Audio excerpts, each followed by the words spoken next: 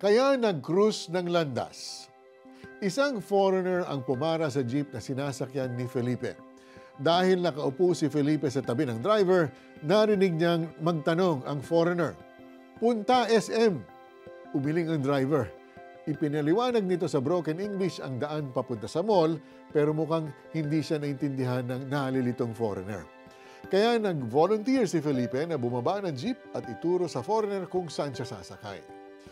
Ginawa ito ni Felipe kahit na magdodoble siya ng sakay at pamasahe para lang maituro ang tamang daan sa foreigner. Ginawa niya ito kahit na maaabala ang lakad niya. Alam niya kasi ang pakiramdam ng mapunta sa ibang bansa at maligaw. Ayaw niyang maranasan ito ng foreigner. Thousands of years earlier, may isa ring Felipe o Philip na nagturo sa isang foreigner ng tamang daan, ang daan ng kaligtasan. In Acts chapter 8, verses 26 to 39, mababasa natin how an angel directed Philip to go south. There he crossed paths with an Ethiopian eunuch. Nang makita niya ang Ethiopian officer na sakay ng chariot, sinabihan siya ng Espiritu ng Diyos na makisabay.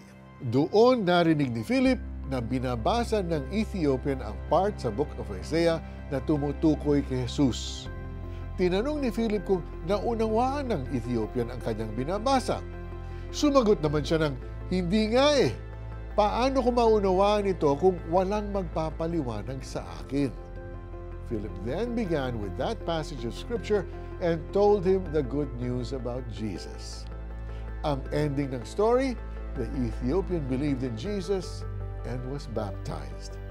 Believers of Jesus are called to share the good news about Him. Pero minsan, mukhang hindi ideal ang situation para gawin ito.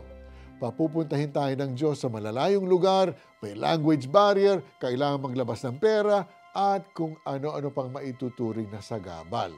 Pero ang kaligtasan ng kahit isang kaluluwa ay mahalaga sa Diyos. It is our privilege to point people to Jesus and to share the joy of salvation in Him. Let's pray. Here I am, Lord. Use me to share the gospel with someone who needs to hear it now. In Jesus' name I pray. Amen. Plan to read in its entirety one of the Gospels, Matthew, Mark, Luke, and John, to be familiar with the life, death, and resurrection of Jesus. Makakatulong ito when you share the good news about Jesus with others. Kaya patakbong lumapit si Felipe at narinig ng binabasa ng pinuno ang aklat ni Prophet Isaias. Tinanong ni Felipe ang pinuno, "Nauunawaan ba ninyo ang inyong binabasa?" Sagot naman ito, "Paano ko mauunawaan ito kung walang magpapaliwanag sa akin?"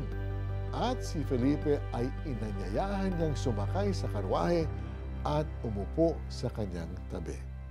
That's from Acts chapter 8, verses 30 to 31. I'm Mari Kaimo. Thank you for joining us. We'll see you next time. God bless.